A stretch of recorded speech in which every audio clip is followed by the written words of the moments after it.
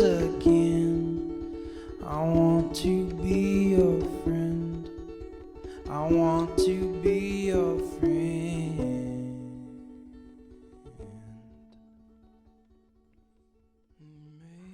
Welcome to the Making Useless Things podcast. I'm Gracie, and this is a little show where I sit down and I talk about all the things that I have been making. Typically knitting and sewing, and often sometimes my artwork or other creative things that I've gotten into lately. This is the fourth episode that I have been that I've sat down to record. I'm fairly new to all of the video stuff and sitting down in front of a camera, so this intro has been really difficult for me to get through. I've been trying a couple different things since I'm not filming in my normal location. Like I like to film in my work area, which is just like a little office that I share with my husband. And I realized that I normally sit on the floor, and I find that I'm much more comfortable there.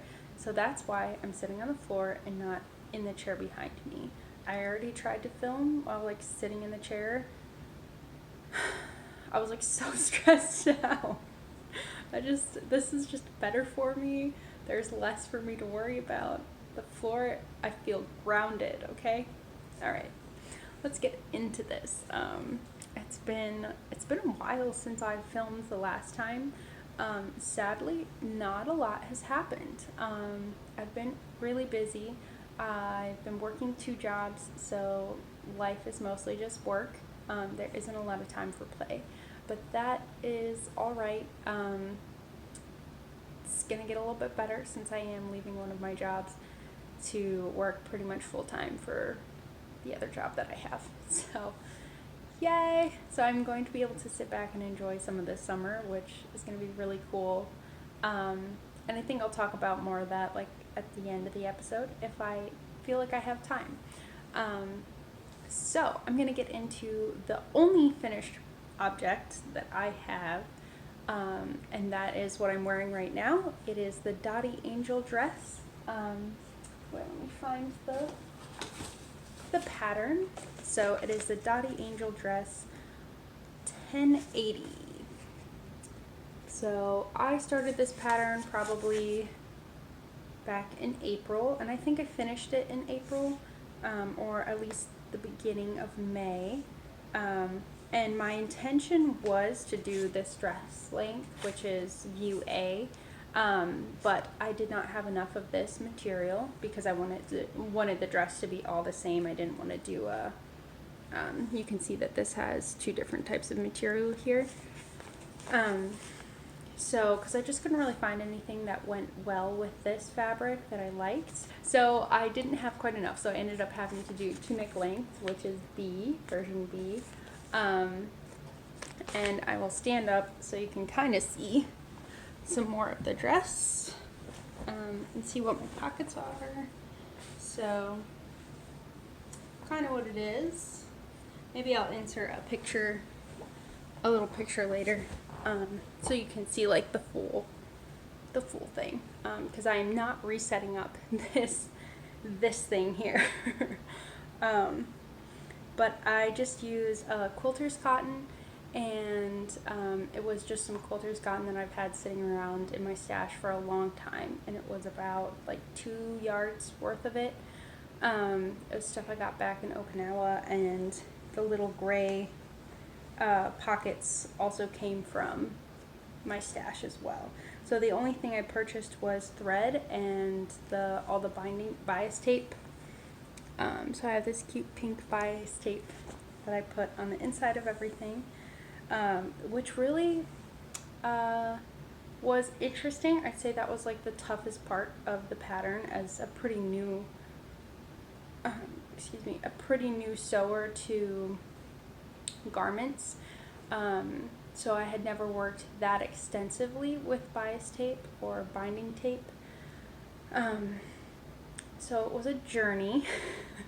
I had a lot of fun kind of deciphering the pattern and figuring out what I was actually supposed to do with it, because I'm used to just using it to cover up my edges and not using it for like finishing a piece. So it's really neat because this is like on all the edges on the insides, and it just gives it a very neat and finished feel. Everything like hangs and sits properly where it's supposed to be. So altogether, a really good pattern. I think it's well designed. I think it's worth your money to purchase, and it's always nice when there's multiple ways to customize it and make it your own piece. Which this you definitely can, because it's like a little bit quirky and you can get fun with your material.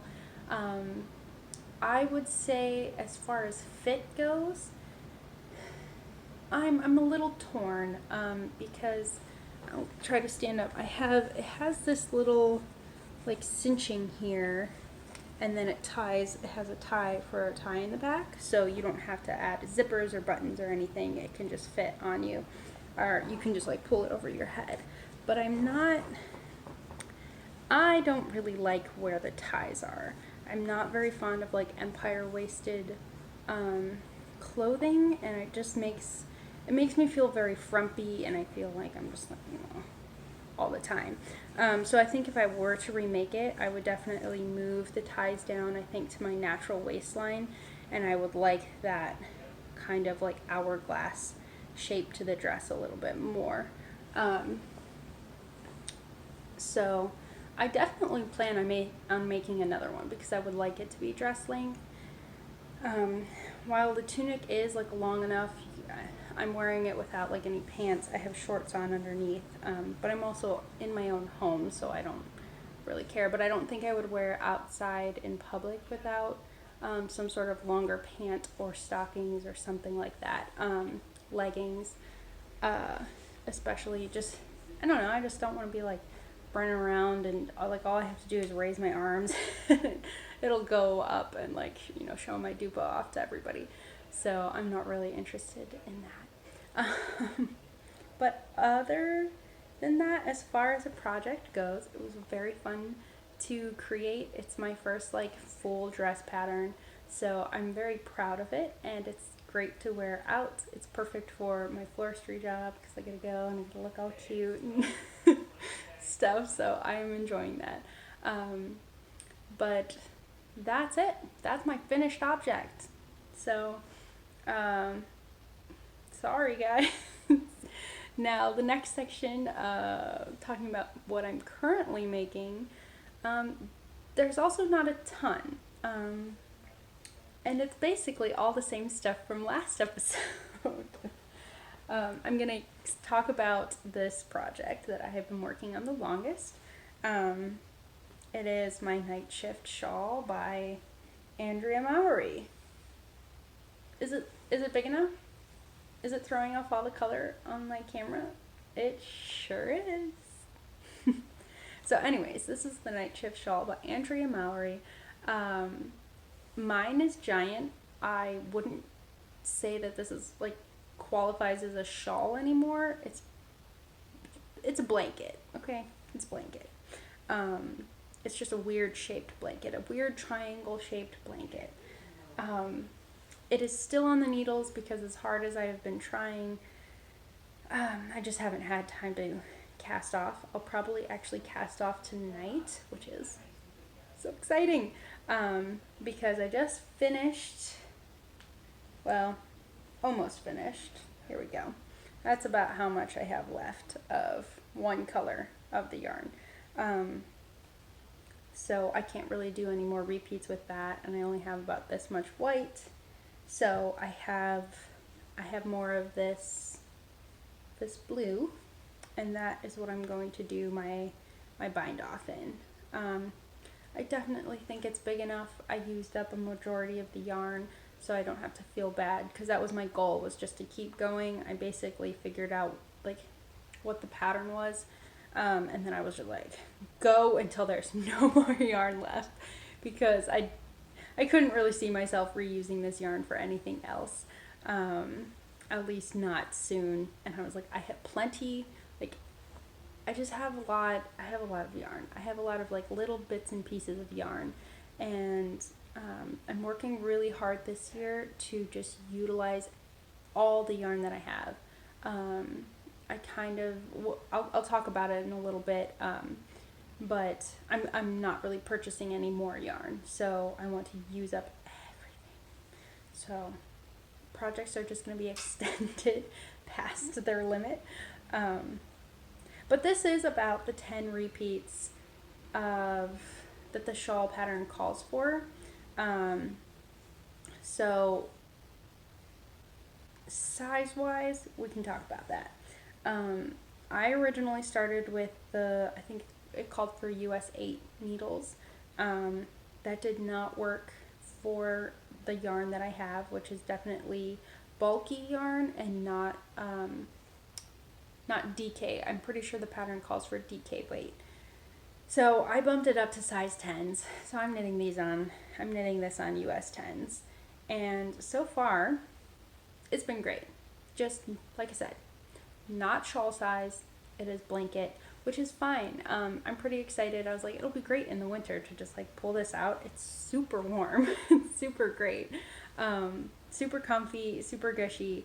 And then I was like, so I could be like watching TV, all cuddled up underneath it. And then my friends could be like, hey, like you want to go out and do something? I'll be like, sure. And I can just wrap myself up in my blanket and leave the house and still look cool and fashionable, okay? I highly doubt it, but that's okay. I'll take it. The yarn is, it's from Michaels. It's called Loops and Threads. I can't remember what the specific like type of loops and thread yarn it is. They have like different names and they're all like yarn inspirations. I don't know, they have weird names that I can never remember.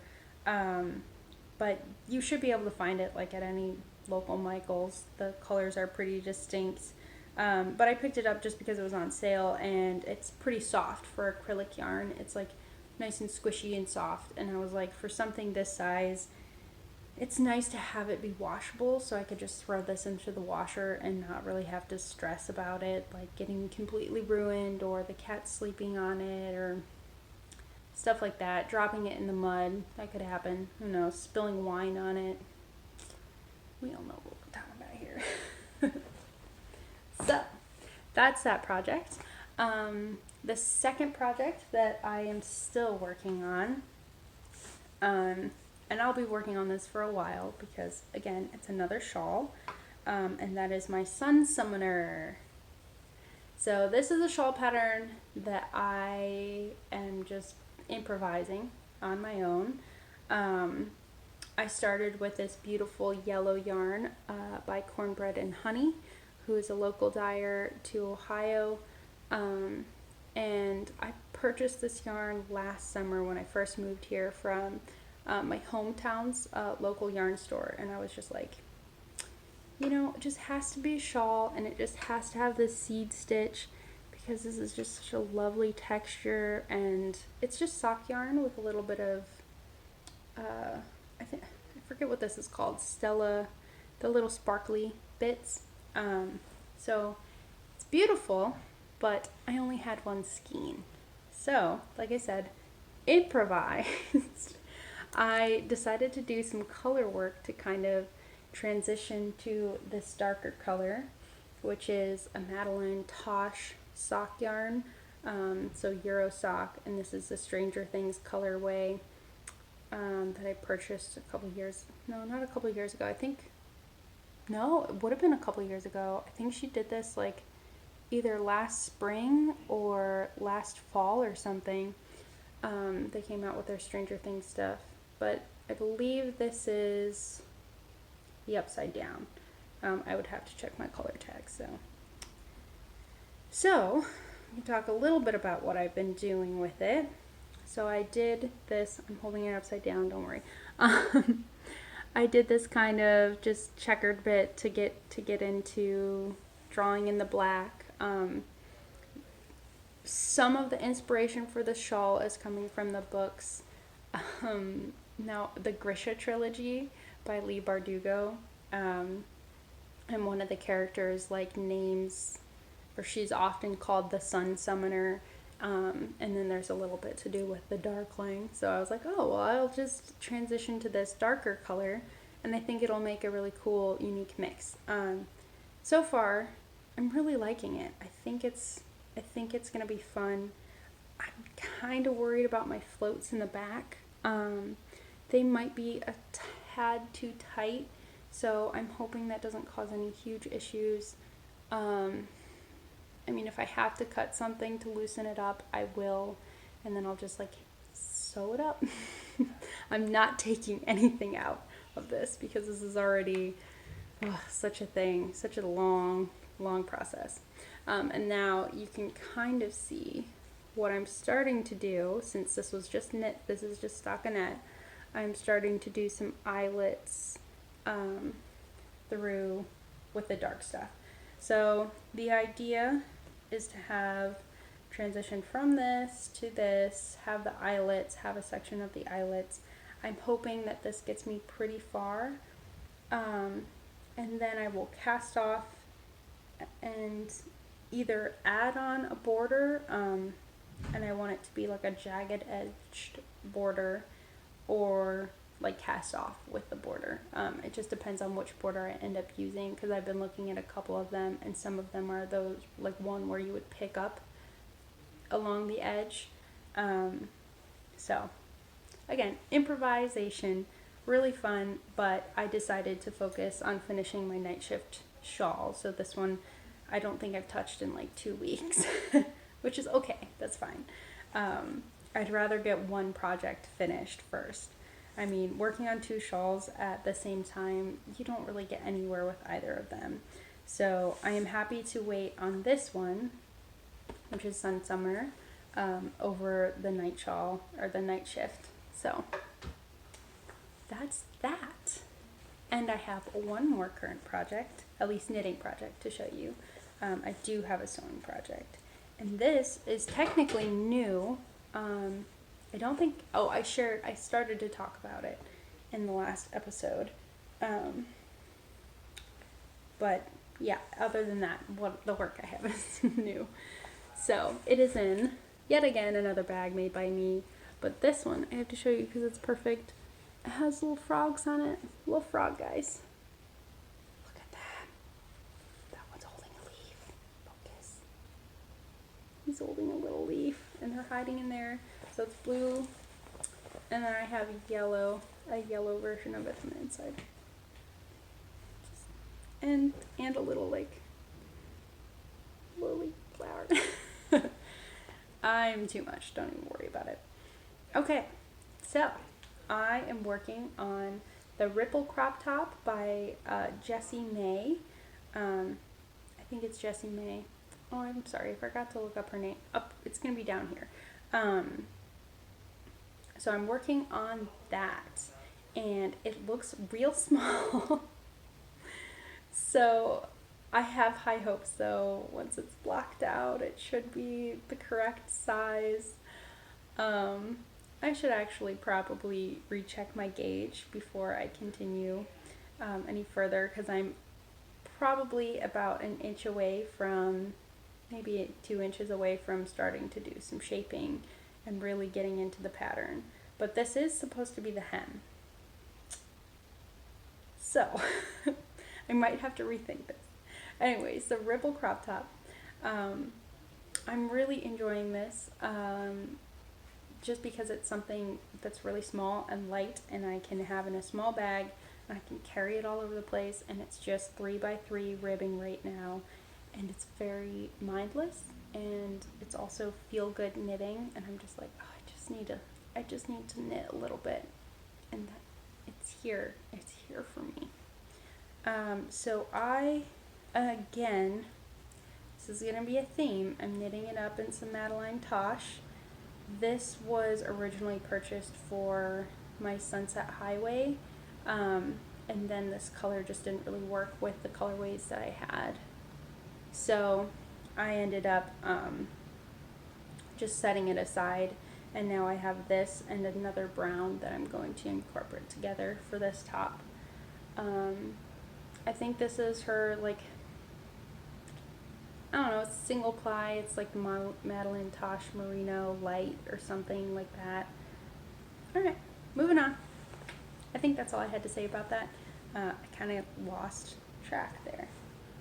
Alright, my last current project, that is what I was going to talk about. It's a sewing object. Again, I've been working on this for like a month because I haven't had time to sit down and sew. Plus, I'm at the stage where I'm supposed to be hemming it, and I hate hemming so much. I will avoid it forever. Okay, so I am working on this skirt pattern by Simplicity. It is 8019. It is, yeah, it's 1970s vintage skirt pattern, and I am doing view B, so like knee length. It's a button-down skirt, so I've been seeing a lot of this style just like popping up on Pinterest and stuff. And since I don't really care to purchase clothes, I thought I would go ahead and make it. So I am making it in linen, and it's basically done. I just have to hem and add my buttonholes and my buttons, and that's it. So it's very cute. I like it.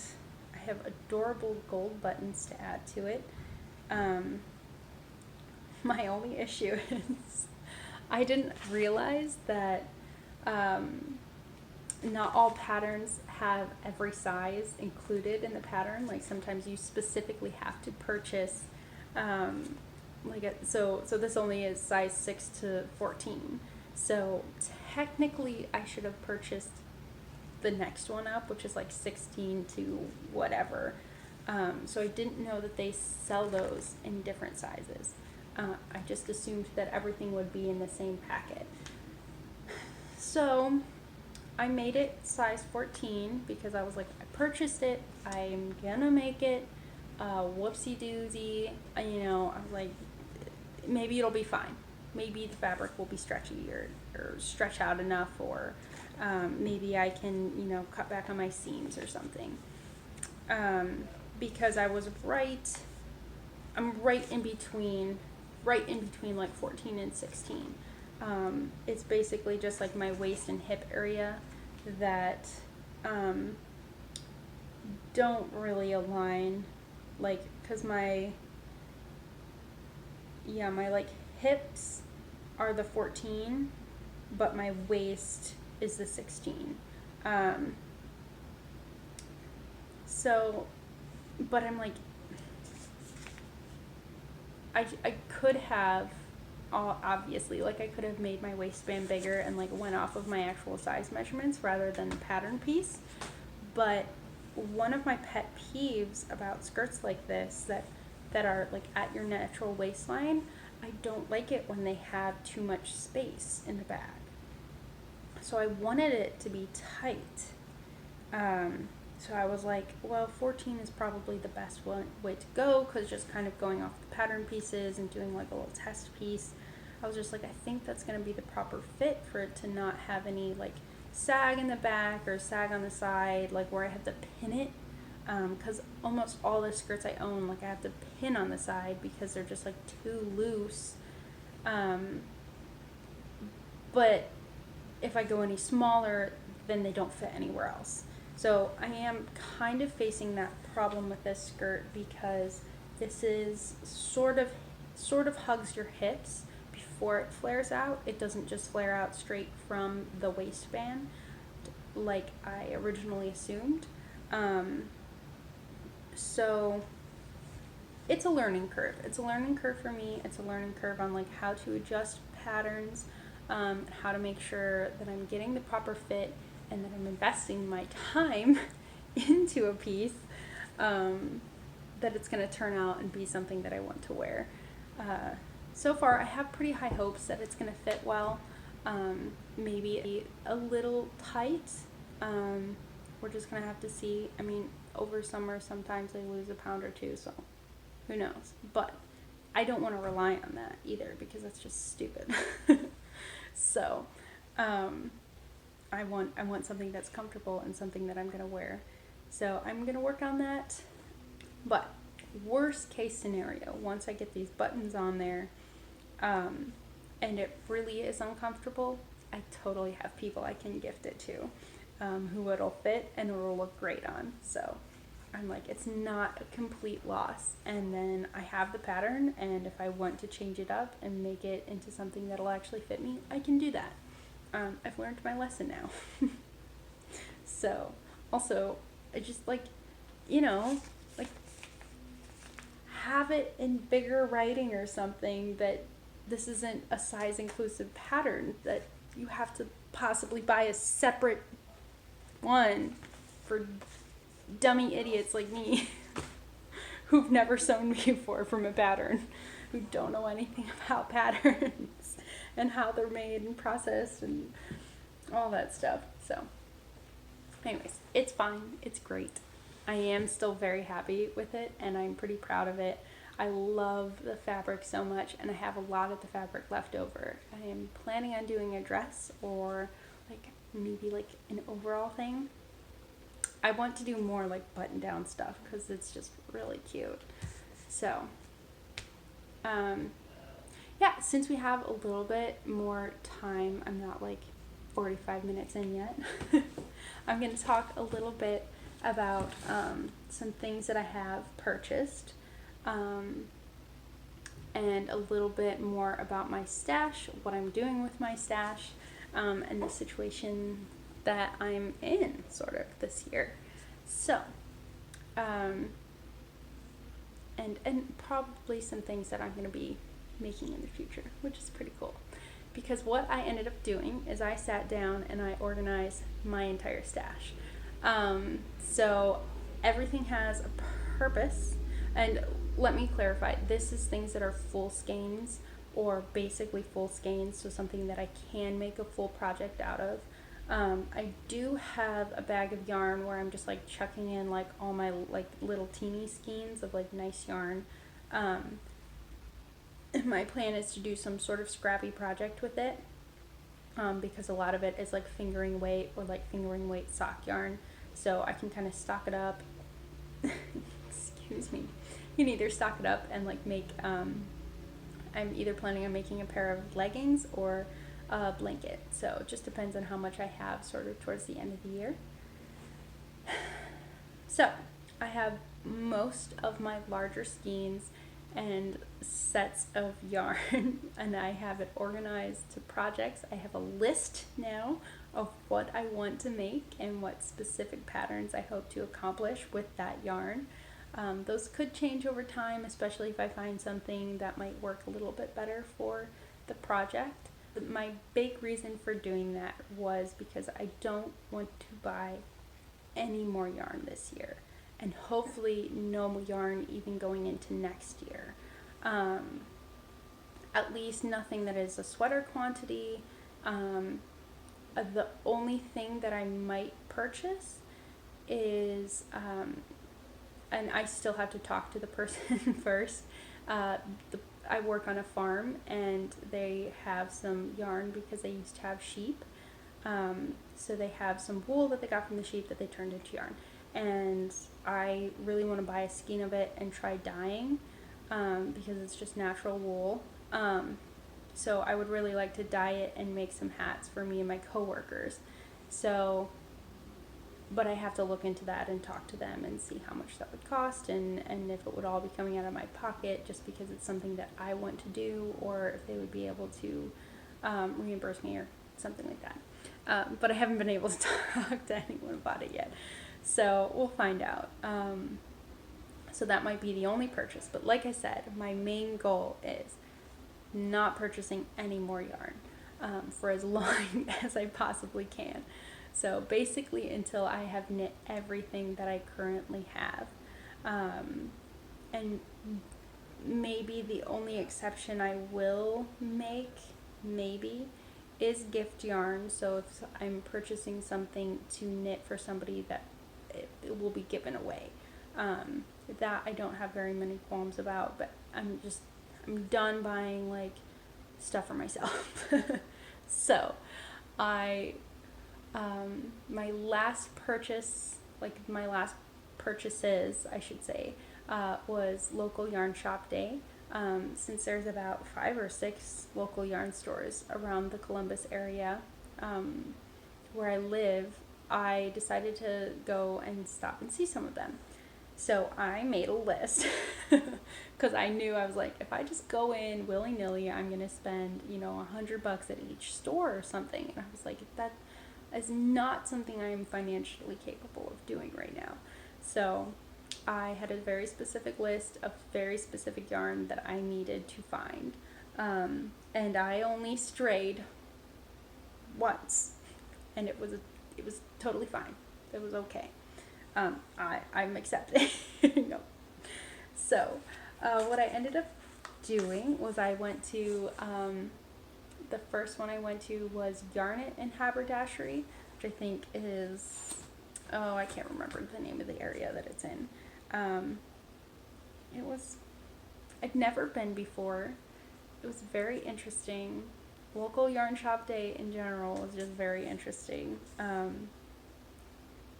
Depending on the area that you are, some knitting stores can be very great and some can be very uncomfortable.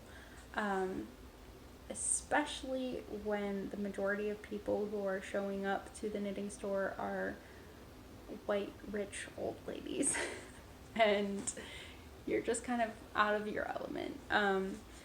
So it's one thing that I struggle with in general, with yarn shops around here, is just like showing up and it's just not my demographic at all. I'm like, I just don't feel like I relate to you people. You're not what I'm like seeing on Ravelry or what I'm seeing on Instagram, and I don't know. It could be a whole conversation. But I guess what it really boils down to is I had a kind of awkward experience there, and it wasn't my favorite. And I would like to go back when they aren't super busy, and I would like to see what the environment is like on just a normal day. Because they were crawling with people, but it was just sort of, if they didn't know you, they didn't care about you kind of feeling. But if they knew who you were, they were super pumped that you were there, and then they wanted to talk to you and have a conversation. And it was just, in my opinion, it was just poor customer service. So it was a bummer, but I still bought yarn because I needed to find a specific yarn. So I ended up going for this fiber company yarn called Aaron Moore Light, which I had a form of this. I had the worsted weight last year that I bought. But anyways, I went for this because this is going to be matched with some natural sock yarn that I have to make a pair of colorwork socks, and it's actually the pattern by Katie Greenbean from the Greenbean podcast. It's her little, I think it's called the cockle shells socks. So, because I bought her zine, which I should go get so I can show you guys. But I bought her zine, so I have her pattern for that. And I kind of wanted, this just will work with the other color palette that I have. And even if it's not really dedicated for socks, it's going to be great, and they're going to be super cute. And then I'm probably going to have enough left over. I'm going to make hand warmers. And then I'm going to have hand warmers that match my socks. Alright, enough of that. My second stop for local yarn shop day was it's my favorite shop. And it's just like the complete opposite experience to the first yarn shop that I went to. So the second one is called 614 Knit, and it's run by the lovely Andrea, and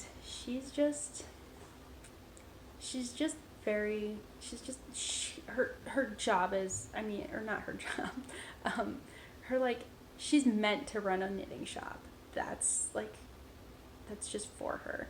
Every time you walk in, she's happy, she's friendly, she's always excited to talk to you about knitting, and always excited to help you find a pattern or talk about the yarn. And her shop isn't the biggest, it isn't the most amazing, she doesn't have tons of yarns to choose from and all this stuff, she doesn't have tons of fancy stuff, but it's a space for knitters, a space for crocheters, it's a space for crafters, and you feel welcome and you feel at ease. And I think that's super important and speaks a lot to her as an owner, that her priority overall is that, her customers are coming in and feeling and finding a space for themselves, and not so much, hey, I'm here, you guys gotta make money and yarn, and are you knitting the coolest, newest pattern? Is everything super exciting? And blah, blah, blah. Like, I don't know, just none of that vibe was there. So, and she ended up like having one of the best days, like best sales days ever. So I was just very excited for her, and I wish I had more opportunity to go and hang out with, just like hang out and knit at the store. It's one of my goals. I'm trying to get it there, but I don't have the time, because her store isn't open late. It's usually closes up around 8 o'clock, so I haven't had any time to get into a knit night, but hopefully I do. Anyways, I looked at some yarn and stuff caught my eyes. So this was not on my list for yarn to get, like the sock yarn was, that I specifically needed some yarn that would match the natural base sock yarn I had. This, I found some beautiful linen, and cotton linen, and I'm just really into that right now, and summer's coming, and I was just like, you know what sounds great? Like a really cute linen tank top. And there's an image on Pinterest that I saw that I was like, that's it, I'm making that tank top. So I am not really sure yet if I'm going to follow a pattern or if I'm just going to improvise it. But I have inspiration behind this, and I have 3 skeins of it, so I should get fairly far with a tank top, even if it is like a bit cropped. But linen, in my experience, usually tends to end up giving a lot, because I've knitted a top completely out of linen before, and it's just continually grows. It just won't stop growing, and it's kind of a problem, and I kind of got to figure out how to like get it to shrink back up. So that is what I got. This is Mojave. Is it Mojave or Mojave? I forget. Darn it. And this is by Kelborn Woolens. So I'm very excited to start using this. So plus I'm going to the desert this summer, so I might be knitting like some cotton linen while in the desert, and it's gonna be great. So my last stop for local yarn shop day was So to Speak, which is not technically a yarn shop, but they carry yarn. Sorry, I'm hearing things. But they carry some yarn, and I also did have to look for some fabric. I just needed to poke around to see if they had some fabric. Again, I was supposed to make something for my job, and they didn't really have what I was looking for, but they did have the yarn that I was looking for. I needed some mohair that matched my La Bien Ame yarn. So that is it, and this is what I picked up. So this is Classic Elite La Grande mohair. So it's a little bit like thicker, or wider, I can't think of words right now, than like traditional mohair is usually like lace weight, and this is a little bit closer to sport weight, fingering weight. It's closer to fingering weight. Anyways, it should be a good pair for this. My goal is to knit the as if tee. Her name escapes me right now. Whoops. But it's a pattern. I'll post it up here so you can see who it's by. And I'm super excited to make this. I just have to, finish everything else first. So that is on my list. So that was, I was pumped up about that, getting this. Because all the places I went didn't have any mohair, which I was kind of surprised, because I was hoping for some mohair that was maybe hand dyed, but they were all a little bit too far from this colorway. So I think doing this fun speckled crazy colorway with the mohair being subtle and just all one color is going to be a nice transition. So, and it should be I don't know, it should be okay. It doesn't feel like it's going to be super itchy, but I mean, the point is, the tea's just supposed to be funky and fun. Not, I don't know how, like, wearable it'll be. We'll find out. So that's everything I got there. So what else do I have to say about kind of my stash and everything?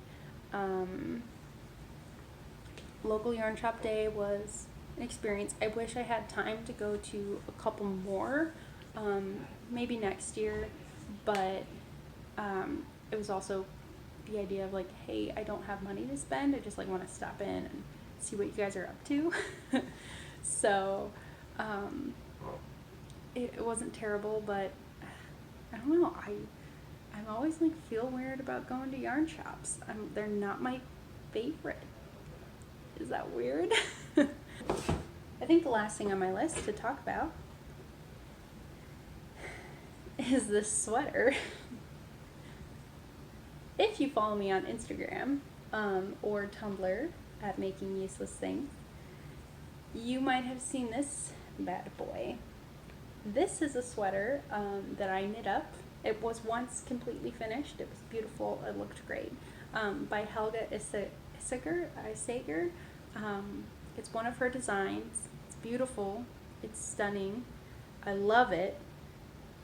I just did not like to wear it. It just was not my style, not my fit, and made me look like I was wearing like a potato sack. And everybody I gave it to try to wear, they couldn't wear it. I think it's just a combination of yarns. I think it's a combination of I don't really think I knit it the right way. I don't think I knit it to the proper size that it needed to be. So it's just a funky fit in general. It's also a merino mohair, so it's real warm. And it got like too bulky in the armpits because it's this bat wing sleeve. And it was just strange. So I'm taking the whole thing apart. This is hand-dyed yarn by my favorite dyer, which is Woolly Mammoth Fiber Company. So it's naturally dyed, which is beautiful and lovely. And this yarn was actually part of her set or her sweater, what do they call it? Like a sweater set for the No Frill sweater by Petite Knit.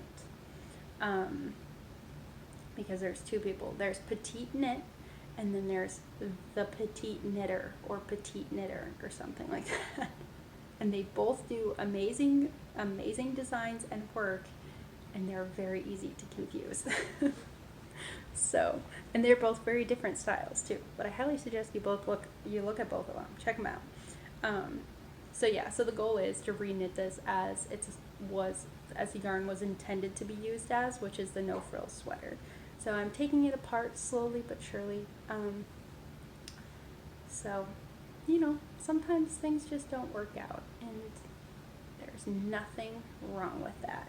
Okay, so I think I'm pretty much going to wrap it up there. I don't have a lot more to talk about. Like I said, I haven't had a lot of time this month to focus on projects. I've been training a lot because I'm hiking the Grand Canyon in like 2.5 weeks or 3 weeks or something. 3 weeks, 4 weeks? The middle of June. Okay, I don't know what day it is. It's fine. Don't look at me. But I'm hiking the Grand Canyon. I'm also hiking Humphreys Peak. And I'm scared. I'm scared I'm not physically ready for this. So I'm trying to train a lot for that and make sure that I'm physically capable of at least not dying in the desert. That's my goal. My goal is to just like make it home and make it home with all my limbs and completely alive. And making sure that everybody else that I'm with, we all survive. I think we'll be fine. We just did a 20-mile hike yesterday. We only got a little bit lost. It was okay. We were fine. There was a little moment of just like we lost our way a tiny bit, and it was about to get completely dark. and we were just nervous that we weren't going to find our way before it got, completely dark. So, but luckily we were fine. We got back on the path in plenty of time, and we only had to walk in the dark for about a mile. But it was a good lesson learned. A lot of good lessons were learned on just being prepared and making sure that you have all of the right gear. And luckily we were as prepared as we could be for that situation, which is awesome. So it was not life-threatening in any way. Our only worry was that we were hiking with 2 dogs, and they were done. And so we were just really nervous about the dogs being pushed too hard. All of us felt good. So at some points we were like carrying the dogs just because they were so pooped out and tired. But they ended up making it, and they were fine. They had no injuries to the dog, no injuries to any humans. Our only massive worry was we were hiking in southern Ohio, and it is tick season. I was like, if we stood still for 5 minutes, you would have 3 or 4 ticks on you, and it was bad. So just be careful out there, guys. Nature is real harsh. So yeah, the ticks were probably the worst. You just had to be checking all the time. And I got really lucky. Nothing crawled up my shirts or my shorts or anything like that. Big problem there. I wore shorts. I should have wore long pants, and I should have tucked them into my socks. But it did help that I was wearing mid-calf high socks, so that helped a lot. But yeah, it was really fun. It was a crazy adventure. It was a really good physical test, and mental, a psychological, being under a little bit of stress, and also being tired and exhausted and problem solving. So it was fun. And then since also my friends who I'll be hiking with in Arizona, I was we all learned how we kind of have to work together, and that, I was it was good lessons learned, and I think we will be one step closer to being prepared for the canyon. So yeah, so I think I'm gonna wrap it up here. I guess I'll end it off with one little that I've been enjoying is the street food show that's on Netflix, which I was watching before this, and now I'm going to go back to, and then I'm probably going to take a nap. But street food it's very similar to Chef's Table as how it's shot, and kind of the storytelling aspect of finding somebody who makes this type of food, or makes or sells street food in a certain area of the world, and talking about their life and how they got to where they are today. And they're all amazing, and they're going to make you bawl your eyes out. They're so good.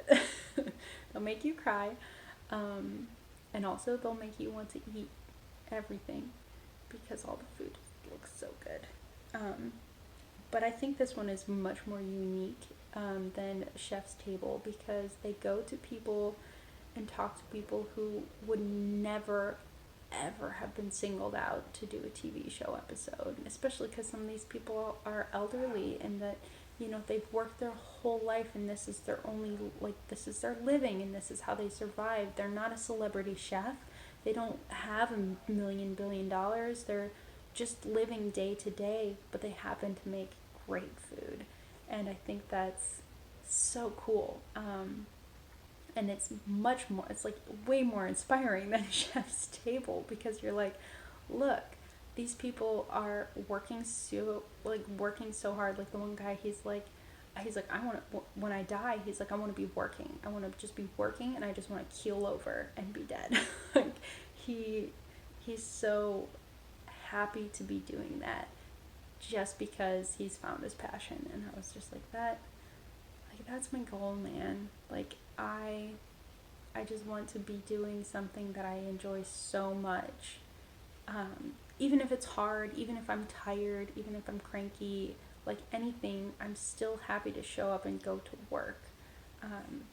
And when you find something like that, it's very special. And sometimes it's a labor of of love, and sometimes you have to overcome a lot of challenges. I mean, none of these people have had an easy life. It's not like they just woke up and magic. They were selling street food and having a great time.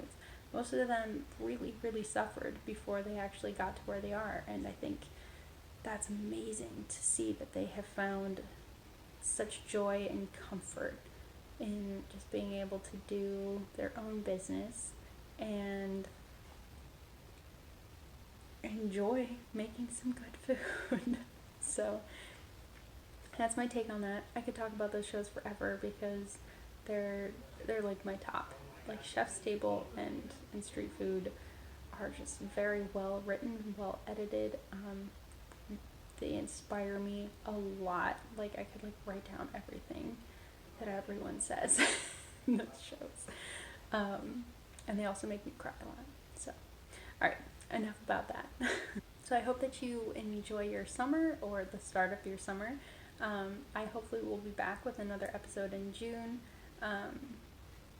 Maybe it just depends on my schedule and what I get done, but I'd love to be back with one and hopefully share some of my adventures in Arizona and more knitting projects, hopefully finished. And with that, I hope you have a wonderful day. Bye.